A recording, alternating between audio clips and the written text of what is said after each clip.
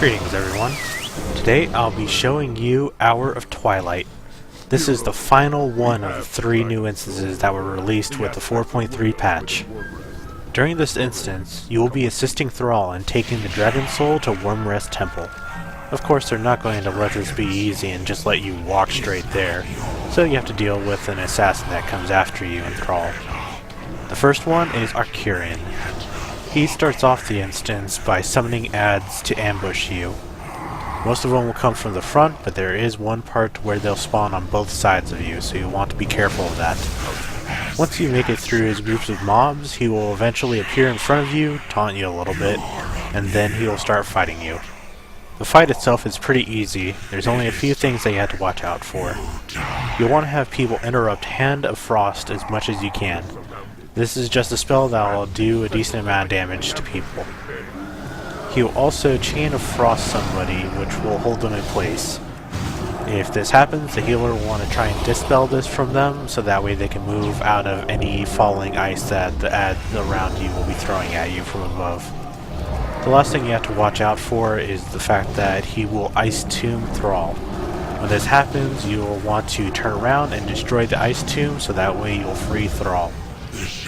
At about 30%, Thrall will also cast Bloodlust, so that way you'll be able to down the boss even faster.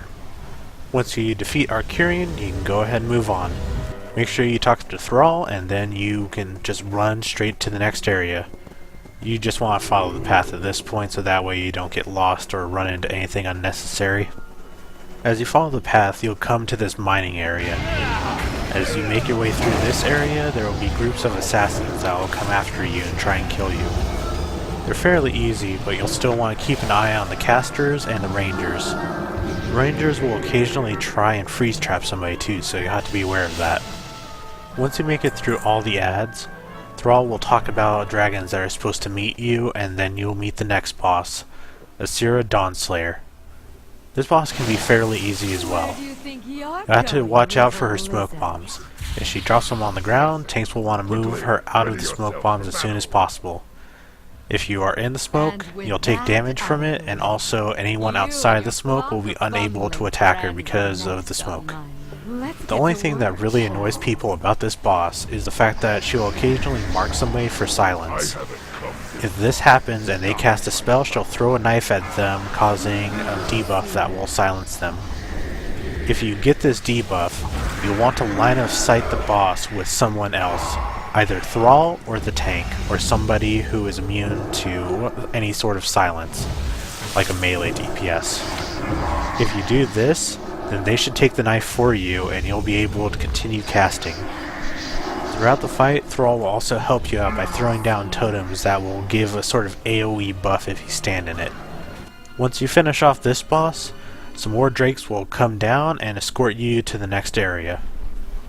Once you make it to the next area, talk to Thrall and you'll start making your way down the ravine to the center of Wormrest Temple. As you make your way there, groups of mobs will spawn and try and attack you, so you'll just have to kill them to make your way to the bottom.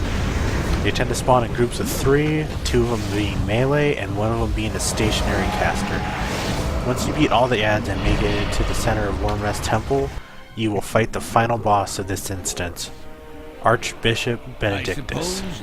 If you're not paying attention while you're fighting him, it's pretty easy to get killed, so make sure you're being careful.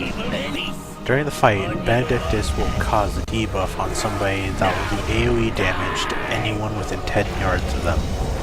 This can be dispelled, and during the first phase, Thrall will also help the healer dispel this. If this is unable to be dispelled in time, just move away from your allies.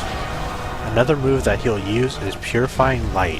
When he does this move, he'll summon orbs of energy that will fly at players, knock them back, and do a decent amount of damage to them. It'll also put a ground AoE where it hits, so you'll want to move out of that as soon as possible. It would also be a good idea to keep your distance from each other so that way the orbs don't fly towards the same area. Another move he can use against you is called Wave of Virtue. When he uses this, a huge wave of energy will just come across the entire area. When this happens, you either need to get into the bubble that Thrall summons onto the ground so that way you can protect yourself, or you have to move out of the way and completely dodge the wave. If you don't avoid it, it will most likely kill you, so make sure you keep your eye out for that. At about 60%, the boss will change into a shadow form, and then he will trap Thrall in some sort of prison. The rest of the fight, Thrall will be unable to help you dispel stuff or protect you with his bubble orb anymore, so you'll have to watch out for that stuff. Besides that, everything is pretty much the same, it's just his moves have a different name to them. The only other thing that you might want to do is have somebody keep an eye out for Smite and Twilight Blast. These are interruptible, and you can interrupt them in order to make the fight easier on the healer. Well, I hope you enjoyed this guide. Take care and good luck. I looked into the eyes of the dragon and despaired.